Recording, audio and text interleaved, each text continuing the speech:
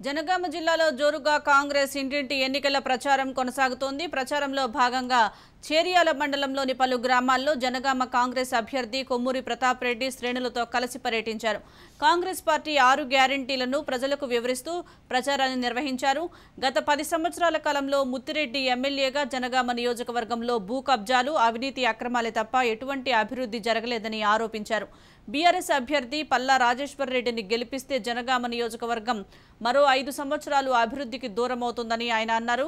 Congress party అధికారంలోకి రాగానే 6 గ్యారెంటీలను 100% అమలు చేస్తుందని కొమ్మూరి ధీమా వ్యక్తం చేశారు. పల్లా గురించి ఈ పల్లా అంటే నేనే చిరదోగని అనుకుంటే నాకనే గణితంలో వచ్చిందని చెప్పి ముత్తిరెడ్డి చెప్పాడు. ముత్తిరెడ్డి ఏమో చిన్నదోగనట, ఈ పల్లానేమో గజదోగనట. ముత్తిరెడ్డి కోళ్ళం తింటాడట, ఈయన ఏనుగు తింటాడట. పల్లా మరి మనం ఆహ్వానించామా, ఓటు వేద్దామా? ఆయన పల్లా రాజు అంటాడు గజదొంగ, భూ కబ్జాలు చేస్తున్నాడు, భూ అక్రమాలు చేస్తున్నాడు, చాలా అవినీతి చేస్తున్నాడు, చాలా ఉన్నాయి చెప్పుకుంటూ పోతే మన ఏరియాకు ఆయన గాలి కూడా పడేస్తాడు.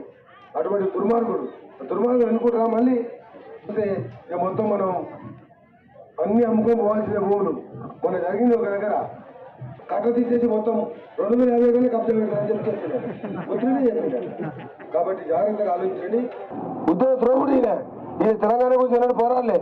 ఈ జనగామ నియోజకవర్గంలో ప్రతి గ్రామంలో తెలంగాణ గద్దె కట్టింది నేను, జెండా ఎగరేసింది నేను, ఉద్యోగం చేసింది మనం అందరం, ఉద్యోగాన్ని ఉద్యోగం చేసింది మనం.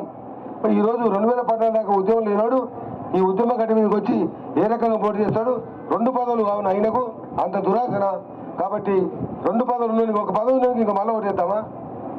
ఒక పదవి ఉన్నది కాబట్టి మనం ఆయనకు ఓటు వేయాల్సిన అవసరం లేదు. ఆయన మనోడు కాదు కాబట్టి మనం ఓటు వేయాల్సిన అవసరం లేదు. మనకు ఆయనకు ఏం సంబంధం లేదు. స్థానికేతాడు.